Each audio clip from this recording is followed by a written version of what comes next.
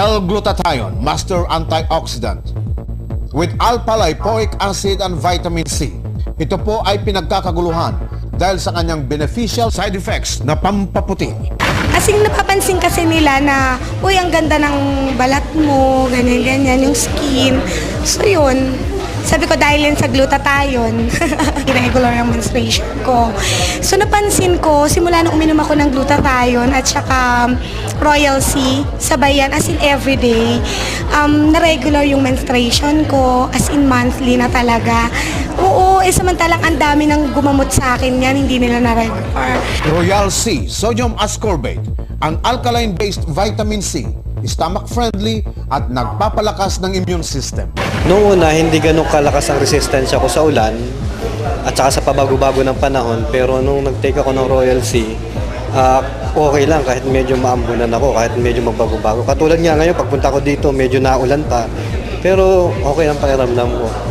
Resistensya mo sa pagka-travel, long hours, long distance travel, mas maganda yun. Mas okay. Mas okay ang pakiramdam.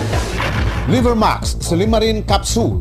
Ito po ay protektor ng ating atay at nagpo-promote ng new liver cells growth. Marine Gold Soft Gel Capsule.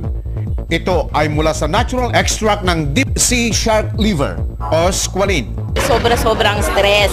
Ang malaking tulong talaga nagawa sa akin ng Squalene is that, biro mo, hindi ako madaling mapagod, tapos hindi ako, kumbaga pakiramdam ko, laging yung energy natin, mataas na mataas. Galing ako sa work, pupunta pa ako ng office.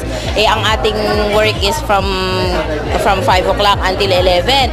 Uwi ako ng bahay, nakakarating po ako 2 hours po ang travel namin. Nakakarating ako ng bahay around 12:30 pa, pero it seems na parang buong-buo pa rin ang energy mo. Sobrang ganda po talaga ng Squalene.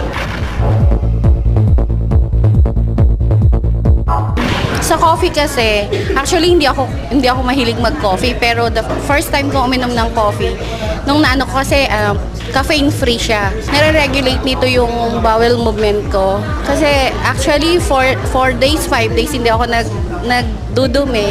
And nung na-try ko yan, everyday, na-regulate niya yung bowel movement.